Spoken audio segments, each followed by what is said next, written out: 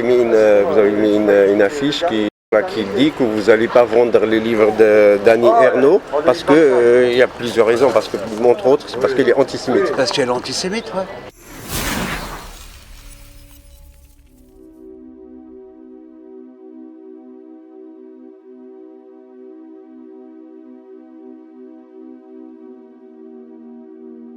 Inutile de perdre votre temps à me demander si j'ai des livres de Annie Ernaux.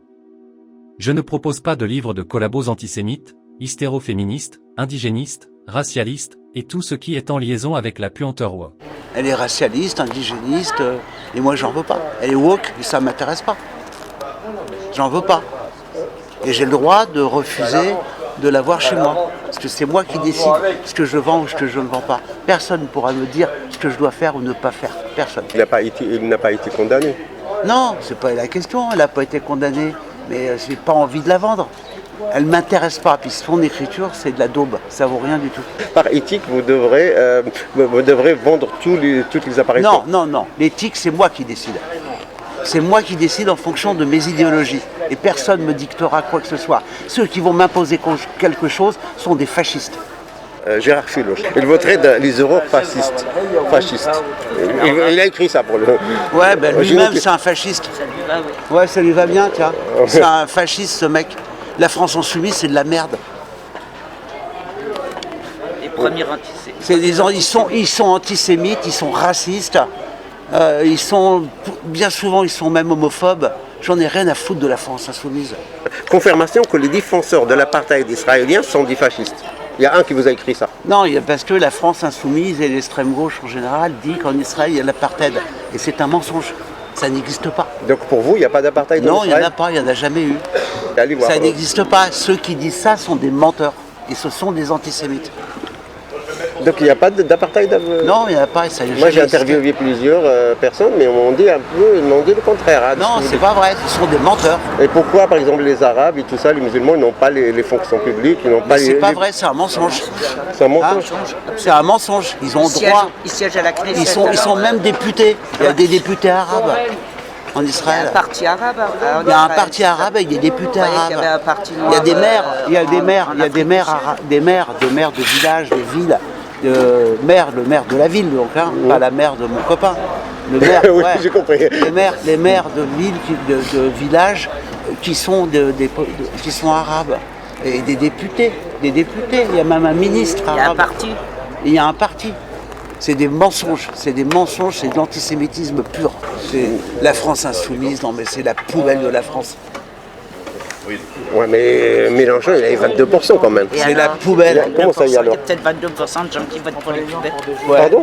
Il y a Non, 22%. madame, je ne suis pas d'accord avec vous. Non, il faut respecter les gens, il faut respecter les partisans de la France insoumise. Moi, je respecte pas les J'ai rien antisémites. dit contre eux, j'ai dit qu'il y en avait 22% qui votaient pour un parti poubelle. Je n'attaque pas les électeurs. Moi, ça m'intéresse pas. On pourrait dire la même chose sur Marine Le Pen, sur Zemmour. Je dis exactement la même chose. Bien sûr, pareil. Pareil. Moi, je fais des livres du 19e siècle et début 20e. Pourquoi ne pas différencier la femme de l'artiste ? C'est comme l'affaire de Dieudonné. Parfois, on ne va pas voir ce spectacle parce qu'on dit qu'il est antisémite. Est-ce qu'il ne faut pas voir que le côté artiste, mais pas le juger sur ses opinions ? On dit ça aussi pour Céline. Oui, c'est ça. On dit ça, il faut séparer l'œuvre de l'individu. Voilà. Mais vous ne séparez pas l'œuvre de l'individu. Chez Céline, il y a l'antisémitisme, mais il y a un peu de talent. Chez Arnaud, il y a l'antisémitisme, mais il n'y a pas de talent. Il y a pas, on cherche le talent, on n'a pas trouvé encore. Oui, mais attendez, mais c'est quoi votre décision pour juger qu'il n'a pas de talent ? Il y a quand même, c'est le prix Nobel quand même. C'est pas une référence. Le premier prix Nobel ayant été Sully Prudhomme, vous connaissez Sully Prudhomme ? Non. Sully Prudhomme, c'est le premier prix Nobel. 1901. Aucun intérêt. Ouais, aucun. Ouais. Donc vous mettez en doute la décision de l'organisation de. Mais ça n'a aucun intérêt. Prix Nobel. Ça n'a aucun intérêt.